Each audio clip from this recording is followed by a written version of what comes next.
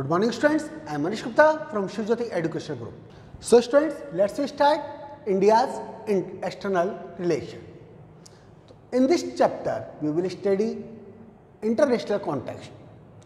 यानी हमारे इंडिया के नेबरिंग कंट्रीज हैं, दूसरे कंट्रीज के साथ में क्या रिलेशन थे, policy of non alignment, India की जो पॉलिसी फॉरेन पॉलिसी के बेस के ऊपर ये पॉलिसी सामने आई थी, peace and conflict with China, as we know that China is our neighbouring country, तो उसके साथ में हमारे क्या रिलेशन है, शांति भी रही, वार भी हुआ, and war and peace with Pakistan. और next one is India's nuclear policy, हमारी क्या थी। तो इन सब के बारे में हम इस चैप्टर के अंदर स्टडी करेंगे। तो introduction, as we know that 1947 15 अगस्त India became independent, colonial rule से हमें आज़ादी मिली थी। तो एज ए इंडिपेंडेंट नेशन हमारी क्या पॉलिसी रहेगी दूसरे कंट्रीज़ को लेकर के, उसके ऊपर भी ये बातचीत आने लगी। तो Jawaharlal Nehru who was the first prime minister of our country, उन्होंने फॉरेन पॉलिसी के ऊपर काफ़ी जोर दिया था और उसके बेस के ऊपर फर्स्ट प्राइम मिनिस्टर होने के साथ साथ फर्स्ट फॉरेन मिनिस्टर भी थे। फॉरेन मिनिस्ट्री को भी उन्होंने अपने अंडर कंट्रोल में रखा था और दूसरे कंट्रीज से हमारे क्या रिलेशन, कैसे रिलेशन मेंटेन करने हैं, कौन सी पॉलिसी अडेप्ट करनी है, ये डिसाइड किया गया। और तभी से लेकर के मनमोहन सिंह हो या फिर नरेंद्र मोदी तक ये policy time to time change भी होती रही। तो principles of India's foreign policy have stood test for time, यानी जो मेन जो हमारे प्रिंसिपल थे इंडिया की फॉरेन पॉलिसी के, वो टाइम टू टाइम टेस्ट होते रहे, बदलते रहे अलग अलग बेसिस के ऊपर। अब इसके अंदर हम बात करें कि चाइना के साथ में, पाकिस्तान के साथ में, अफगानिस्तान के साथ में हमारे रिलेशन बनते रहे।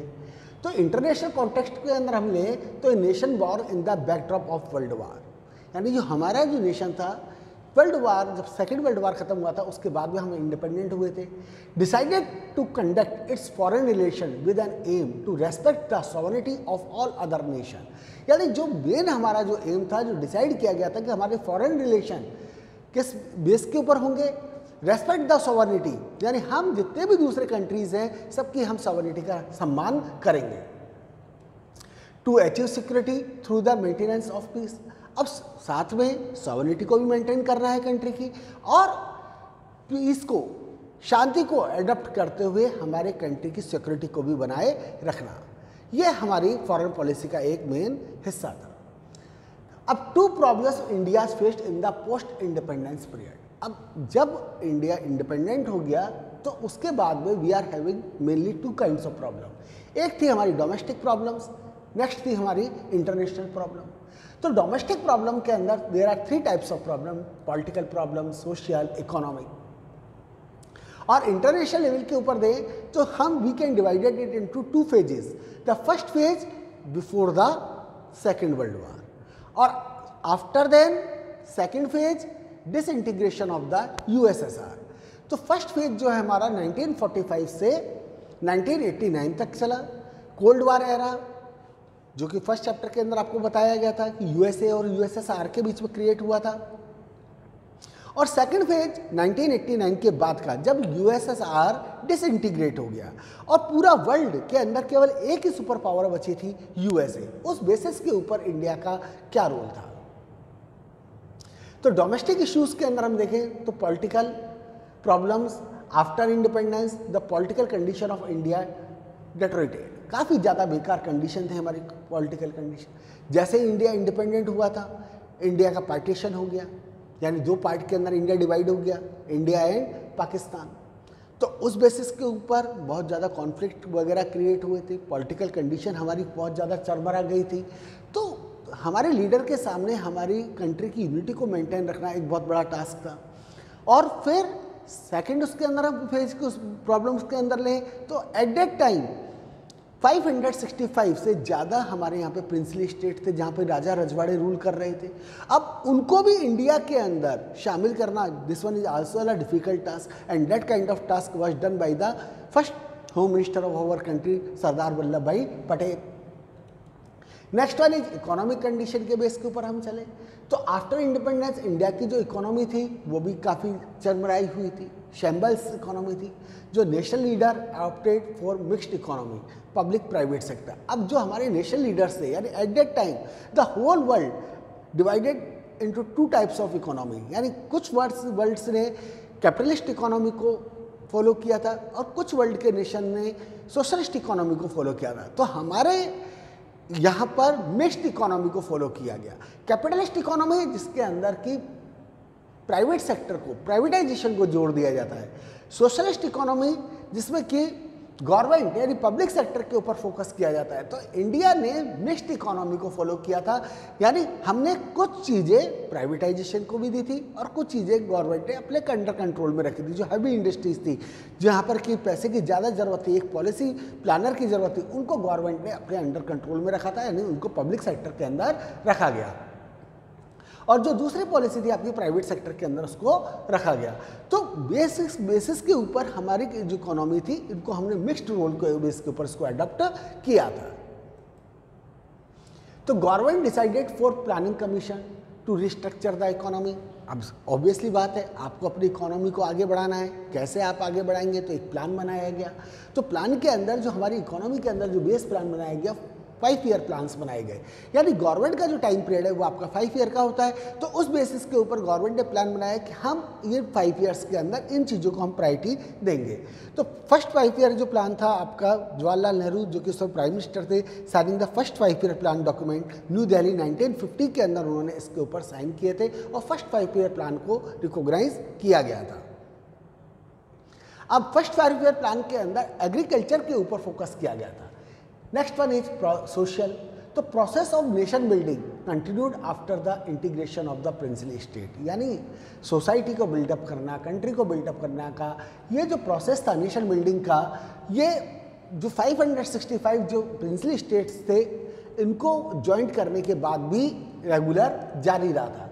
Challenges to draw the internal boundaries of the states were done on the basis of culture and linguistic plurality of the country। अब इसके अंदर जो मेन जो चैलेंज था वो किस बेसिस के ऊपर, to draw the internal boundaries, यानी जो हमारे जो स्टेट्स थे पहले के टाइम के ऊपर, प्री कॉलोनियल टाइम की हम बात करें या कॉलोनियल टाइम की हम बात कर रहे हैं, तो उसके अंदर 8 प्रोविंसेस थे, यानी 8 प्रेसिडेंटशिप बनाई हुई थी। लेकिन उसके बाद में जो हमारे बाद यहाँ पर स्टेट्स को डेवलप किया गया। अब स्टेट को डेवलप करने का जो काम था ये भी काफ़ी डिफिकल्ट था कि उनकी इंटरनल बाउंड्रीज को कैसे सेट किया जाए। और गवर्नमेंट का मानना था कि those kinds of person who spoke the same kind of language they have to settled in a particular place, क्योंकि बिकॉज उनका जो कल्चर है, ट्रेडिशन है, वो एक जैसा होगा तो उनके ऊपर रूल करना इजी होगा। तो लिंग्विस्टिक बेसिस के ऊपर, कल्चर बेसिस के ऊपर स्टेट को फॉर्म किया गया। अब इंटरनेशनल इशू की हम बात करें तो फेज फर्स्ट के अंदर 1945 से 1989 का कोल्ड वार एरा, ये बाइपोलर वर्ल्ड यानी पूरा वर्ल्ड एक तरह से 2 पार्ट के अंदर डिवाइड हो गया था, एक यूएसए, दूसरा यूएसएसआर।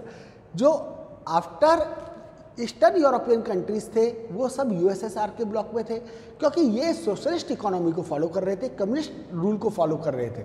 और जो वेस्टर्न यूरोपियन कंट्रीज थे वो अमेरिकन ग्रुप के अंदर थे, क्योंकि ये कैपिटलिस्ट इकोनॉमी या डेमोक्रेटिक सिस्टम को फॉलो कर रहे थे। तो उस बेसिस के ऊपर पूरा वर्ल्ड एक तरह से 2 पार्ट के अंदर डिवाइड हो गया था। और सेकंड फेज के अंदर जो 1989 के बाद में चला तो पोस्ट डिसइंटीग्रेशन, यानी इसके अंदर जो यूएसएसआर था वो डिसइंटीग्रेट हो गया और पूरा वर्ल्ड के अंदर केवल एक ही सुपर पावर बची, डेट इज अमेरिका और रशिया। तो जो लीडर्स थे अब उनके सामने एक चैलेंजेस एक के बाद एक आते गए कि आखिर में वर्ल्ड के अंदर या तो यूनिपोलर सिस्टम को अडॉप्ट कर लिया जाए या फिर मल्टीपोलर सिस्टम डेवलप किया जाए, जहां पर कि पावर किसी एक के हाथ में ना रहे, डिवाइडेड हो। तो उस बेसिस के ऊपर हमारी जो पॉलिसीज़ थी वो नॉन अलाइनमेंट की पॉलिसी को, इसको सबसे पहले हमारे कंट्रीज़ ने जो लीडर्स थे उन्होंने फॉलो किया था। जो नॉन अलाइनमेंट की पॉलिसी थी ये आफ्टर इंडिपेंडेंस के बाद से ही हमारे कंट्रीज़ ने फॉलो की थी, क्योंकि उस समय भी वर्ल्ड है जो 2 पार्ट के अंदर डिवाइडेड था। आपका यूएसए एंड यूएसएसआर। तो हमारे इंडिया ने डिसाइड किया कि ना तो हम यूएसए के साथ में जाएंगे और ना ही हम यूएसएसआर के साथ में रहेंगे, हम एक न्यूट्रल वैल्यू की तरह रहेंगे और वर्ल्ड के अंदर पीस एंड हार्मनी को मेंटेन करने के अंदर अपना पूरा कंट्रीब्यूशन देंगे। तो जो foreign policy of nation effect interplay of domestic and external factor के ऊपर भी हमारा इसके ऊपर प्रभाव पड़ा था।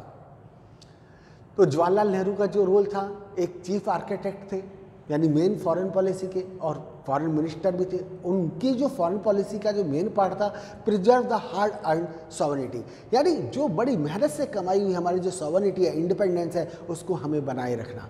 सेकंड, टेरिटोरियल इंटीग्रिटी को प्रोटेक्ट करना, यानी हमारी जो इंटरनेशनल जो नेशन की जो बाउंड्री है उसको प्रोटेक्ट करना। और थर्ड वन जो उनका मेन फोकस था, इकोनॉमिक डेवलपमेंट को भी आगे बढ़ाना, कंट्री की डेवलपमेंट को आगे बढ़ाना। अब नेक्स्ट जो था उनका focus, distance from the two camps, यानी यूएसएसआर से भी दूरी बनाए रखना है और समान दूरी यूएसएसआर से भी बनाए रखना। तो सेकेंड वर्ल्ड वार के बाद में यूएसए और USSR were engaged in cold war. अब कोल्ड वार एक काइंड ऑफ ए सिचुएशन जिसमें कि एक युद्ध जैसी, वार जैसी कंडीशन क्रिएट हो जाती है, लेकिन फुल फ्लैश्ड वार नहीं होता। आर्म रेस के ऊपर ये भी एक चैलेंज था दोनों ही, क्योंकि दोनों ही कंट्री है जो न्यूक्लियर पावर बन चुके थे, लगातार एक के बाद एक आर्म्स बना रहे थे। Building of nuclear weapons and forming military alliance, उन्होंने अपने मिलिट्री बेसिस के ऊपर भी अपने अलायंस बना दिए थे। तो यूएसए ने आपका क्या बनाया, NATO, North Atlantic Treaty Organization, यानी जो कंट्री इसके बीच में थे। और सेकंड था आपका एशियन के बेस के ऊपर उसने सीटो बनाया था। अब इसको ही एनकाउंटर करने के लिए यूएसएसआर ने क्या बना लिया, वारसाई पैक्ट, यानी सोशलिस्ट ब्लॉक बना लिया था। तो इंडिया ना तो नाटो के ब्लॉक में यानी यूएसए के ब्लॉक में गया, ना ही हम यूएसएसआर के ब्लॉक में गए, दोनों से हमने समान दूरी बना रखी थी।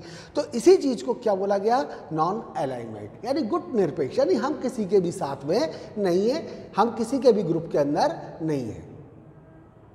तो members of countries of NATO की हम बात करें तो अलग अलग कंट्रीज इसके अंदर सामने आए थे। 1949 से लेकर के 2004 तक कंट्रीज इसके अंदर डेवलप होते रहे थे। तो जब हम इसकी बात करें कि भाई हम न्यूट्रल थे, दोनों से हमारी समान, तो इसका मतलब ये नहीं था कि न्यूट्रलिटी है। It means independent course of action in international issues के ऊपर अगर कोई बात है तो हम उसके ऊपर अपनी बात पूरी रखेंगे। तो इसके अंदर इंडिया भी एक तरह से इंडिपेंडेंट, एक न्यूट्रल नहीं बन रह पाया था, क्योंकि जब उसने 1956 के अंदर ब्रिटेन ने जब इजिप्ट के ऊपर स्वेज कैनाल के ऊपर लेकर के अटैक किया तो इंडिया ने उसकी क्रिटिसाइज़ की थी कि भाई ये एक तरह से न्यू कॉलोनियल इन्वेजन है, एक दोबारा से एक तरह से कॉलोनिज्म की शुरुआत है। लेकिन जब रशिया ने हंगरी के ऊपर इसी टाइप का काम किया तो उस समय पर इंडिया चुप रहा था। तो कह सकते हैं कि इंडिया भी एक तरह से हमारा यहाँ पर हम न्यूट्रल वैल्यू के ऊपर नहीं रह पाए थे।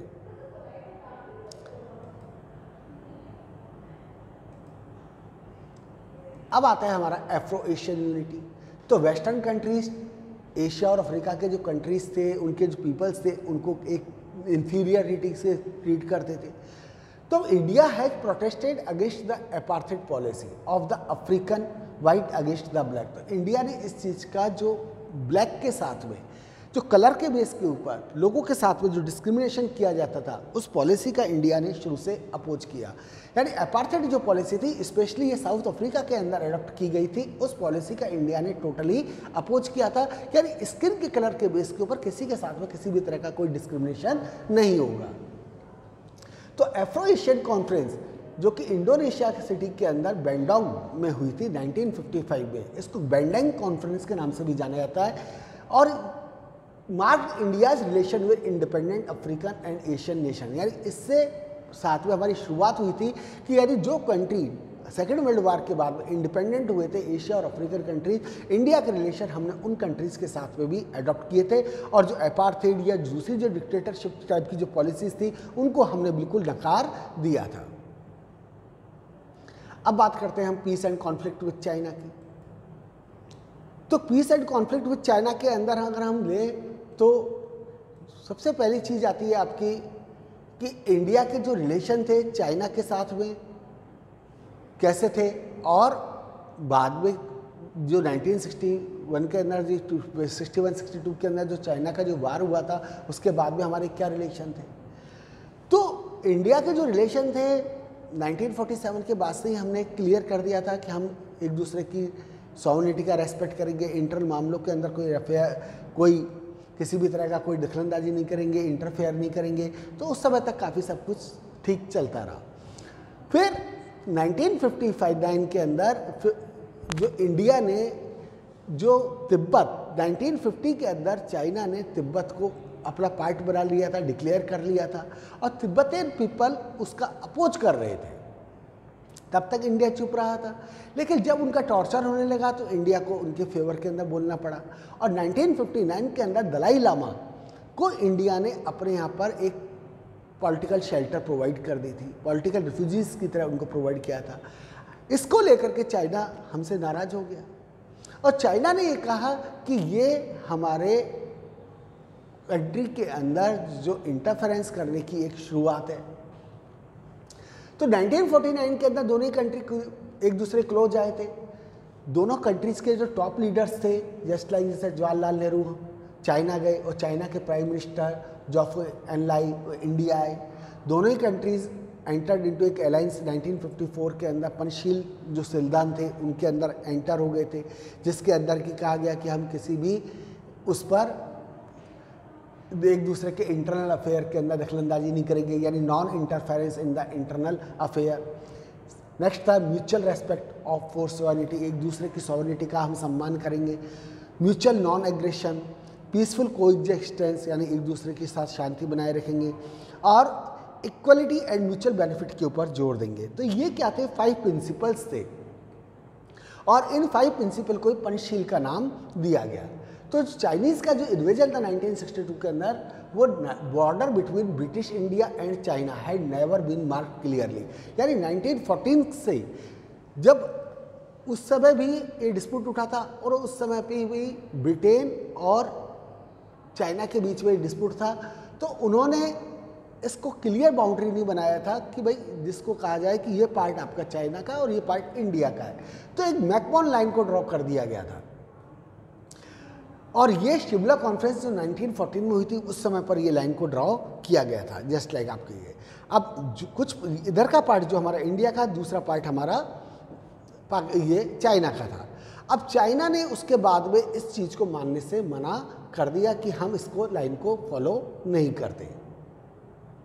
तो अल्टीमेटली 1962 के अंदर चाइना ने हमारे ऊपर अटैक कर दिया, तो रिप्रिकेशन हुआ, तो डेंटेड द इंडियाज। अब इसके बेस के ऊपर जब हमारा इंडिया के ऊपर जब इसका अटैक हुआ, तो ऑब्वियसली हमारे जो इमेज थी डाउन हुई। क्योंकि हम एज ए वार हार चुके थे। अब जो वार को हमने हारा था, तो उसके बेस के ऊपर हमारे इंडिया की इमेज खराब हुई थी। India approached America for military assistance, यानी इंडिया ने ब्रिटेन है, अमेरिका है, उनसे कहा कि भाई मिलिट्री बेसिस के ऊपर हमारी सहायता कीजिए। जो रशिया था इस समय न्यूट्रल रहा, उसने चाइना का भी साथ नहीं दिया था और ना ही इंडिया का साथ दिया था। जो टॉप जो आर्मी कमांडर्स थे, जब वार हम हार गए थे तो उन्होंने रिजाइन कर दिया था। तो उस समय पर जो हमारे डिफेंस मिनिस्टर थे वी.के. मेनन, उन्होंने भी रिजाइन कर दिया था। No confidence motion, first time Nehru ji की गवर्नमेंट के अंदर नो कॉन्फिडेंस मोशन लाया गया था, जिसके अंदर उनकी गवर्नमेंट को खतरा पैदा हो गया था। अब जो ये नो कॉन्फिडेंस मोशन था, हालांकि पास तो नहीं हो पाया था, लेकिन इसके बाद में जो कांग्रेस की इमेज भी खराब हो गई थी, और कांग्रेस की इमेज के अंदर इस चीज़ को आया था कि जो बाई इलेक्शन हुए थे, कांग्रेस गवर्नमेंट काफ़ी सारे अपने इलेक्शन हार चुकी थी। The sino Indian conflict affected the opposition, अब इससे अपोजिशन पार्टी भी अफेक्टेड हुई थी। अब अपोजिशन पार्टी में क्योंकि चाइना के अंदर कम्युनिस्ट रूल है, तो उस समय पर हमारी जो CPI communist party of India ये भी मौजूद थी। तो it had created irreconcilable differences within the communist party of India. तो जो बहुत ज़्यादा कम्युनिस्ट पार्टी ऑफ इंडिया के अंदर कई सारे डिफरेंसेस क्रिएट हो गए थे। तो the pro USSR faction remained within CPI and move closer to Congress. अब जो USSR के पहले वाले थे वो CPI के अंदर है, और वो दूसरे लोग हैं जो किसके अंदर, कांग्रेस के क्लोज आते चले गए। जो दूसरा ग्रुप था वो चाइना के क्लोज में हो गया और कांग्रेस से दूर हो गया। तो उसके बेसिस के ऊपर जो CPIM पार्टी बनी थी, यानी CPI का 1964 के अंदर स्प्लिट हो गया, दो पार्ट के अंदर डिवाइड हो गई, एक CPI दूसरा CPIM। तो जो party split in 1964 and the factions group closer to China, यानी ये ग्रुप जो चाइना के क्लोजर थे वो उन्होंने क्या बनाया, अपना मार्क्सिस्ट ग्रुप बना लिया 1964 में, जिसको CPIM कहते हैं। तो in the wake of sino India war many leaders were arrested for being pro China. तो प्रो चाइना के बेसिस के ऊपर इंडिया के अंदर चाइना वार के अंदर कई सारे लीडर्स को भी गिरफ्तार कर लिया गया था। अब जैसे ही ये युद्ध खत्म हुआ तो उसके बाद में चाइना ने एक तरह से यूनिलैटरली एक सीज फायर डिक्लेयर कर दिया था। तो उसके बाद में भी ये जो अटैक था, इससे एक इंडिया को सबक मिला। सबक हमें ये मिला कि हमारे पास भी आर्मी होनी चाहिए और आर्मी स्ट्रांग होनी चाहिए। तो उसके बाद में हमारे चाइना के साथ में जो रिलेशन थे काफ़ी नॉर्मल रिलेशन रहे। जो टॉप लीडर्स हैं वो चाइना गए, चाइना के जो टॉप लीडर्स हैं वो इंडिया आए, और ये एक शुरुआत थी। और उसके बाद में रेगुलर बेसिस के ऊपर इंडिया से चाइना के रिलेशन रहे, जिसके बेस के ऊपर ट्रेड, बिजनेस, हमारा काफ़ी सारी चीज़ें चाइना के अंदर वो चलती हैं। तो स्टूडेंट, थैंक यू।